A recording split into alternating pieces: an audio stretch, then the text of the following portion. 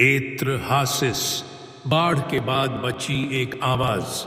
जब आकाश पृथ्वी से जुदा नहीं हुआ था, जब नदियां दिशा नहीं जानती थीं, जब देवताओं ने स्वर्ग और धरती का विभाजन नहीं किया था, वहां था केवल मौन। उस मौन को सबसे पहले तोड़ा श्रम ने। स्वर्ग के देवता इगिगी, जो आकाश की ऊंचाई में चमकते थे, जिनकी आंखों में तारे थे और स्पंदनों में बिजली, वे भी श्रम से थक गए थे। अन्नुना देवता, जो बड़े और वरिष्ठ थे, बैठे थे नीचे धरती की छाती पर, परंतु श्रम दिन और रात का, जल से नहरें खोदने का, खेतों को फोड़ने का, देवताओं के बीच धीरे धीरे रोष बन गया।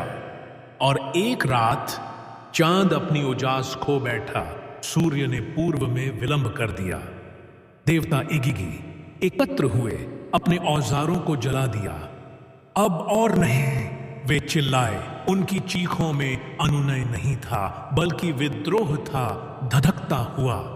वे बढ़े एन्निल के प्रासाद की ओर, जो वायु और भाग्य का स्वामी था, सो रहा था स्वर्ण कंबल में लिपटा हुआ।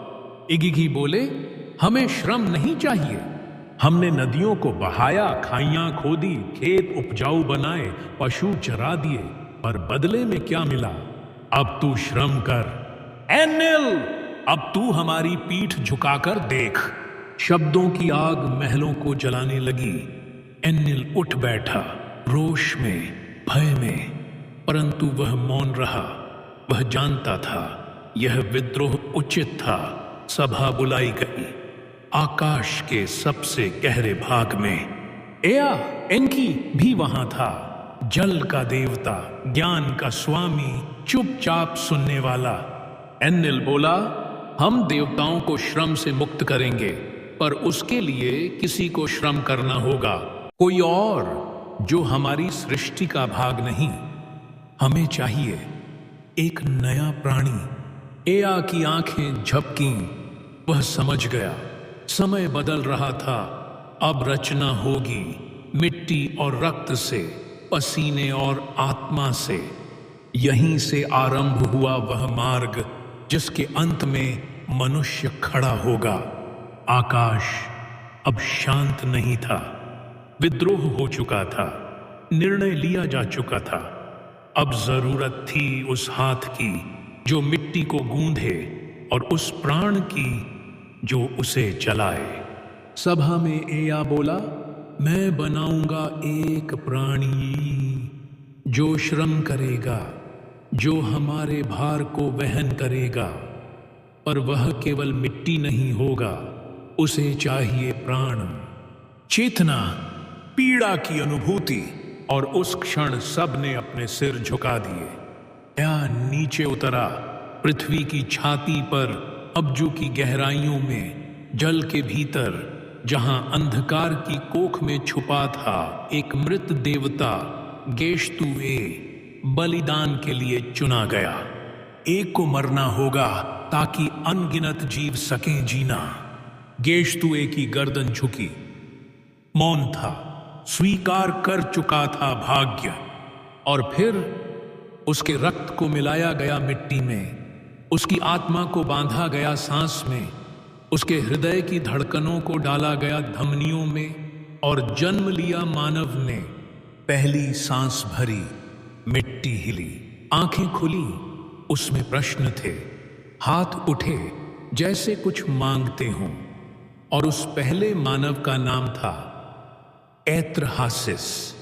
वह केवल श्रम करने को नहीं बना था। उसकी आंखों में था प्रश्न, उसके स्वप्नों में था आकाश। वह सुन सकता था देवताओं की फुसफुसाहट और समझ सकता था पीड़ा की भाषा। देवताओं ने कहा, यह विशेष है, यह केवल काम करने वाला नहीं, जानने वाला भी है। एत्रहासिस ने नहरें बनाई, फसलें बोईं और दूसरों को सिखाया। उसने देवताओं को भोग चढ़ाए और प्रार्थनाओं में उन्हें पुकारा। और धीरे धीरे मनुष्य बढ़े, गांव बने, नगर बने, गीतों में देवताओं के नाम गूंजने लगे। पर साथ ही बढ़ा शोर। वह शोर जो देवताओं के स्वप्न भंग करने लगा। अब देवताओं के भीतर एक बार फिर बेचैनी उभरने लगी। ये मनुष्य बहुत बोलते हैं, बहुत बढ़ते हैं। इनका शोर हमारे स्वर्ग को भेद रहा है। और इसी के साथ आरंभ होता है अगला संकट। स्वर्ग अब शांत नहीं था। मनुष्यों ने पृथ्वी को जीवन से भर दिया था, पर साथ ही आकाश को शोर से भी। उनकी हंसी, रोना, गीत, युद्ध और प्रार्थनाएं, एक पल को भी देवताओं को विश्राम नहीं मिल रहा था। एन्निल ने माथा पकड़ा। इनकी चीखें मेरे स्वप्नों में उतरती हैं। ये दिन रात कुछ न कुछ मांगते हैं, अन्न, पानी, संतान, सुख। हमने इन्हें बनाया था श्रम के लिए, पर ये बन गए हैं पुकारने वाले। सभा पुनः बुलाई गई। एन्निल क्रोधित, शांत किंतु सतर्क। एनु महान आकाश देवता, माना नीन महा जननी देवी जो मिट्टी से जीवन में रंग भरती है, वह चिंतित। एन्निल का प्रस्ताव आया, मानवों की संख्या सीमित करनी होगी, अन्यथा वे हमें निगल जाएंगे। संतुलन बिगड़ चुका है। विरोध करता है। वे अभी बच्चे हैं, वे अब भी सीख रहे हैं। उनके गीतों में तुम्हारा नाम है एन्निल, और उनकी आंखों में श्रद्धा है। क्या तुम उन्हें दंडित करोगे? क्योंकि वे प्रेम से पुकारते हैं। एन्निल क्रोधित हुआ, परंतु चुप। पर निर्णय लिया जा चुका था। अब धरती पर उतरेंगी विपत्तियां, छोटी छोटी पर घातक। संतुलन की पहली कोशिश। और इस बीच एत्रहासिस, जिसने सब कुछ सुना, ध्वनि की परतों में छिपे रहस्य, देवताओं की योजनाओं के संकेत, वह जानता था कोई बात बदल रही है, कुछ आने वाला है। उसने लोगों को सावधान करना शुरू किया। फसल संभालो, जल सहेजो, बच्चों को शिक्षा दो, क्योंकि समय तुम्हारा नहीं रहा। लोगों ने हंसते हुए कहा, तू देवताओं की तरह बात करता है एत्रहासिस, पर हम तो केवल मनुष्य हैं। और एत्रहासिस की दृष्टि आकाश में अटक गई। पृथ्वी अब गर्जना करने लगी थी। नदियों के किनारे गांव थे, गांवों के बीच खेत, खेतों में गीत, गीतों में अहंकार। मनुष्य अब केवल श्रम नहीं करता था, वह चाहता था अधिकार। वह चाहता था और हर दिन एक नवजात का रोना, हर रात एक प्रेम की पुकार, हर दिशा में धुआं, रसोई, त्योहार। और देवताओं को नहीं था अब चैन। एन्निल ने घृणा से कहा, ये अब हमें नहीं पूजते, ये अब स्वयं की पूजा करने लगे हैं। हम जो नश्वरता से ऊपर थे, अब उनके प्रार्थनाओं में छिप गए हैं। ये पृथ्वी को भर रहे हैं, शोर से, स्वार्थ से और वासना से। सभा में निर्णय हुआ, हम उन्हें चेतावनी देंगे, पर चेतावनी होगी पीड़ा में लिपटी। और तभी प्रथम विपत्ति आई, रोग। एक रहस्यमयी हवा सांसों में घुल गई। बच्चे खांसने लगे, बुजुर्ग चुप हो गए, शरीर कांपने लगे और देवताओं ने आंखें मूंद लीं। एत्रहासिस उठ खड़ा हुआ। वह चिल्लाया, यह प्राकृतिक नहीं है, यह ऊपर से आया है। क्या हमने कुछ ऐसा किया जो असहनीय हो गया? लोगों ने उसकी बात नहीं मानी। उनका भरोसा अब उनके औजारों, उनकी दीवारों और उनकी संख्याओं में था। एत्रहासिस ने प्रार्थना की, एया को पुकारा, हे गहन जलों के स्वामी, क्या तुम देख नहीं रहे कि हम मर रहे हैं? क्या यही है मनुष्य का भाग्य? जो देवताओं की शपथ से बंधा था, प्रत्यक्ष उत्तर नहीं दे सका, लेकिन उसके स्वप्नों में, उसकी नींद में एत्रहासिस ने संकेत पाए। तुम्हें खुद को बचाना होगा, उन्हें समझाना होगा, और यदि वे न समझें तो तुम्हें अकेले खड़ा होना होगा। पर विपत्तियां केवल प्रारंभ थीं। आगे थी सूखा, अकाल और फिर कुछ ऐसा जो संपूर्ण जीवन को बहा ले जाएगा। रोग आया और चला गया, सूखा आया, उसने नदियों को खींच लिया। अकाल आया, उसने भूख को नोच डाला, पर मनुष्य जीवित रहा क्योंकि उसने सीखा था बचने की कला। यह देवताओं के लिए हार थी। एन्नेल अपने महल के भीतर घूम रहा था। क्रोध उसकी देह में अंगारे की तरह फूंक रहा था। हमने इन्हें मिटाने की कोशिश की, पर ये जीवित हैं और गिनती में बढ़ते जा रहे हैं। यदि ये ऐसे ही जीवित रहे तो स्वर्ग मौन हो जाएगा और हम देवता केवल स्मृति बन जाएंगे। तब एन्नेल ने वह निर्णय लिया जो युगों युगों तक दोहराया जाएगा। हम भेजेंगे एक प्रलय, एक बाढ़ जो नदियों को आकाश से जोड़ेगी, एक जल प्रलय जो पृथ्वी को फिर से गर्भ बना देगा। सभा में सन्नाटा। नीनमह रो पड़ी। एनु ने सिर झुका लिया और एया, वह मौन रहा, पर उसकी आंखें जल उठीं। क्या हम फिर से वही करेंगे? पहले हमने इन्हें श्रम के लिए गढ़ा, फिर दंड के लिए मारा और अब उन्हें सब कुछ से मिटा देंगे। पर एन्नेल का निर्णय पत्थर में खोदा गया और देवताओं ने शपथ ली कि कोई भी मनुष्य को चेतावनी नहीं देगा। नीचे पृथ्वी पर एत्रहासिस को नींद नहीं आ रही थी। उसने नदियों की धड़कन में एक असहज गूंज सुनी। उसने चिड़ियों की उड़ान में एक दिशा भ्रम देखा। उसने मिट्टी की गंध में एक अलविदा महसूस किया और उसी रात उसके स्वप्न में आया, शब्दों में नहीं, संकेतों में। हे मेरी सृष्टि के ज्ञानी पुत्र, मैं तुमसे नहीं पर एक दीवार से बात कर रहा हूं। ओ दीवार, सुनो, एक बाढ़ आने वाली है। एक नाव बनानी होगी, गोल, मजबूत, जल को झेलने वाली और भीतर जीवन को सहेजने वाली। इसमें ले आओ बीज, जानवर, अपनों के कुछ छाया चित्र और प्रार्थना। एत्रहासिस जागा, पसीने से भीगा। उसने दीवार को देखा और कहा, यदि तू सुन रही थी तो अब मैं तैयारी करूंगा। अब आरंभ होगी वह तैयारी जिसका अंत महाप्रलय होगा। स्वर्ग शांत था, पर वह मौन था मृत्यु का। धरती चुप थी, पर भीतर ही भीतर कांप रही थी। देवता अब प्रतीक्षा में थे और मनुष्य अनभिज्ञ अपने घरों में आग जलाते, बच्चों को सुलाते, अपने भविष्य के अंत को लिख रहे थे। पर एत्रहासिस जानता था, उसे याद था दीवार का संदेश, सपनों की तर्जुमा और आकाश में छिपी हुई वह घड़ी जो अब अंतिम क्षणों की ओर बढ़ रही थी।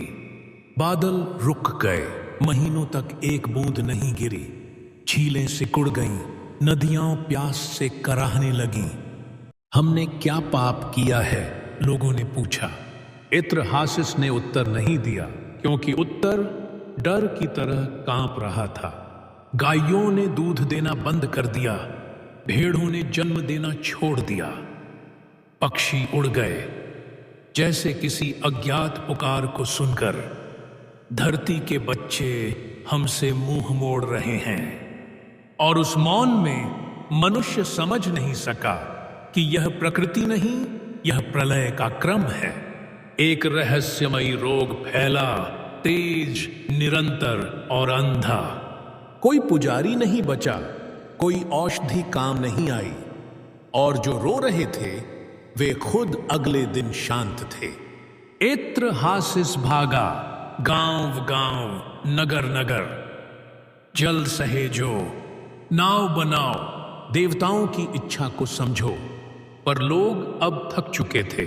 वे कहते, तू दीवारों से बात करता है, तू देवताओं की भाषा बोलता है, पर हमारे पास अब कुछ नहीं बचा। एत्रहासिस, हम मरने के लिए तैयार हैं।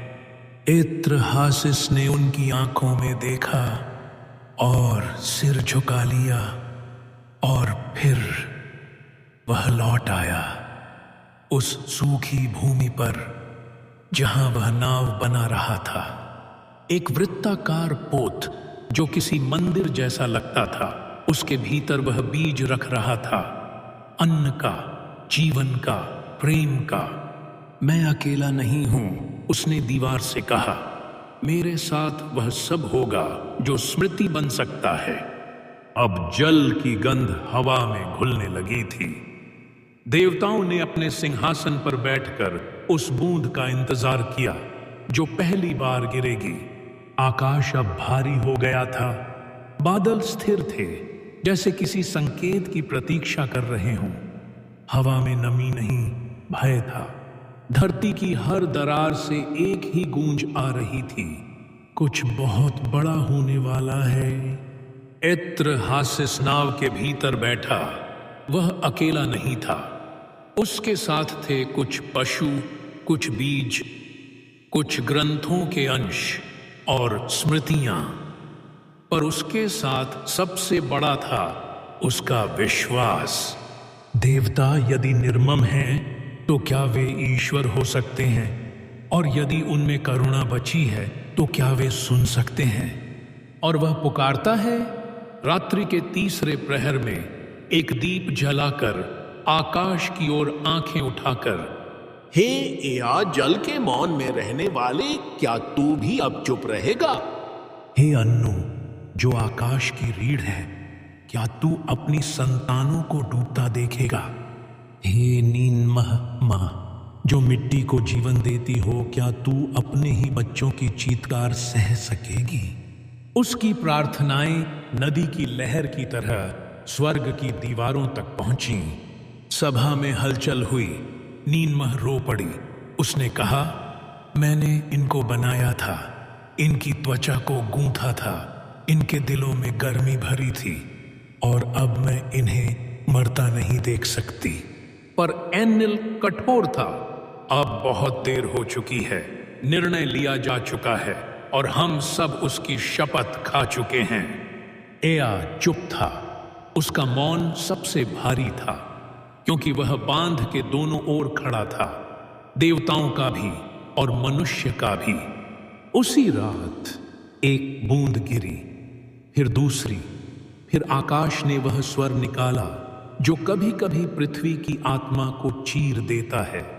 बादल फटे, पर्वत कांपे, समुद्र उठे, पर ऐत्र हासिस अब तैयार था। नाव बंद थी, अंदर एक गहरा मौन, बाहर जल का उन्माद, और बीच में एक आखिरी उम्मीद। बादल अब न प्रतीक्षा में थे न मौन में। वे क्रोधित थे, मानो देवताओं ने उन्हें बांध से मुक्त कर दिया हो। पृथ्वी का श्वास अब जल था, आकाश अब रोष था। वह नाव अब एक छोटा सा विश्व बन चुकी थी, गोल, मजबूत, जिसमें जीवन की बूंद बूंद को एकत्र कर लिया गया था। उसके भीतर कोई पूजा नहीं हो रही थी, केवल प्रतीक्षा थी। और बाहर प्रलय। और जब वह दिन आया, पर्वत गिर पड़े, नदियां समुद्र बन गईं, वृक्ष उड़ गए, घर बह गए, मवेशी लुप्त हो गए। देवताओं ने आकाश से देखा, पर वे चुप थे, क्योंकि अब शब्दों का कोई अर्थ नहीं था। केवल नीनमह रो रही थी। मैंने इन बच्चों को जन्म दिया था और अब उनके शव जल में तैरते हैं। ऐत्र हासिस नाव के भीतर बैठा, कभी आंखें बंद करता तो लगता जैसे पूरी पृथ्वी उसी के भीतर हिल रही है। वह अपने स्वप्नों में देवताओं की चीखें सुनता, उनकी शंकाओं को देखता और फिर एक अजीब शांति में डूब जाता। यदि यह अंत है, उसने सोचा, तो यह शुद्ध भी है। जो कुछ बचेगा उसमें दोष कम होगा, शायद। प्रलय जारी रहा। 7 दिन 7 रातें, कोई दिशा नहीं बची थी, न उत्तर न दक्षिण, केवल जल, केवल आकाश, और उनके बीच एक नाव। 8वें दिन हवा थमी, बादल पीछे हटे और एक सूर्य की किरण पहली बार जल की सतह पर उतरी। इत्रहासिस ने लकड़ी के दरवाजे को खोला। चारों ओर जल, मौन और एक अजीब प्रकार की पवित्रता। वह जोर से नहीं बोला, केवल इतना कहा, हम अब जीवित नहीं, हम अब नवजात हैं। और आकाश में बैठे देवताओं ने यह देखा। उनका हृदय भारी हो गया। अब उन्हें पहली बार लगा, क्या हमने गलती की? और वहीं से आरंभ होती है पश्चाताप की पहली अनुभूति। 7 दिन और 7 रातों के बाद आकाश ने पहली बार मुस्कुराना चाहा, लेकिन धरती मुस्कुराना भूल चुकी थी। जहां कभी पर्वत थे वहां जल, जहां कभी खेत थे वहां सन्नाटा, जहां जीवन का उत्सव था वहां अब केवल स्मृति। इत्रहासिस बाहर निकला। उसने देखा, आकाश नीला था पर बहुत खाली, जल शांत था पर बहुत गहरा। नाव एक पहाड़ी की चोटी पर अटक गई थी, जिसे अब केवल भगवानों की कृपा ही चूम सकती थी। उसने एक वेदी बनाई, मिट्टी को गूंथकर, कुछ बचे हुए दानों को जलाकर उसने धुआं आकाश की ओर भेजा। और वहीं खड़ा होकर उसने कहा, हे देवताओं, यदि यह तुम्हारा न्याय था तो मैं उसे स्वीकार करता हूं, पर यदि यह तुम्हारा भय था तो मैं उसे प्रश्न देता हूं। अब मैं अकेला नहीं हूं, मैं वह बीज हूं जो फिर उगेगा। क्या तुम फिर भी मुझे नष्ट करना चाहोगे? ऊपर देवताओं में हलचल हुई। एन्निल, जिसने प्रलय का आदेश दिया था, अब स्वयं अपने निर्णय से झुक गया। उसने कहा, हमने अति कर दी। ये मिटने योग्य नहीं थे, ये तो सीखने योग्य थे। नीनमह ने अपने आंसू पोंछे और बोली, अब हमें मनुष्यों के लिए नए नियम बनाने होंगे, ताकि वे बढ़ें परंतु नियंत्रित रूप में, ताकि वे जानें कि जीवन उपहार है, अधिकार नहीं। और तब एया, जो अब तक मौन था, वह बोले, हम उन्हें दीर्घायु नहीं देंगे पर उन्हें ज्ञान देंगे। हम उन्हें असीम संख्या नहीं देंगे पर विवेक देंगे। अब मनुष्य सीमित होगा पर उसकी आत्मा अनंत। इत्रहासिस को यह सब आभास हुआ, जैसे कोई नया अनुबंध लिखा गया हो देवताओं और मनुष्य के बीच। वह नाव से नीचे उतरा, धरती को चूमा और बोला, अब मैं पुनः जन्मा हूं और मैं अपने साथ तुम्हारी चेतावनी, तुम्हारी करुणा और अपनी स्मृति लेकर एक नई पीढ़ी को जन्म दूंगा। इत्रहासिस नाव से उतरा जैसे कोई ऋषि तपस्या से लौटे। उसकी आंखों में आंसू थे, पर वे आंसू शोक के नहीं थे, वे थे समझ के। उसने धरती को छुआ, उसकी नमी को महसूस किया और कहा, तू फिर से जन्म लेगी, तेरे भीतर फिर बीज पनपेंगे, पर अब हम तुझे शोषण नहीं, श्रद्धा से देखेंगे।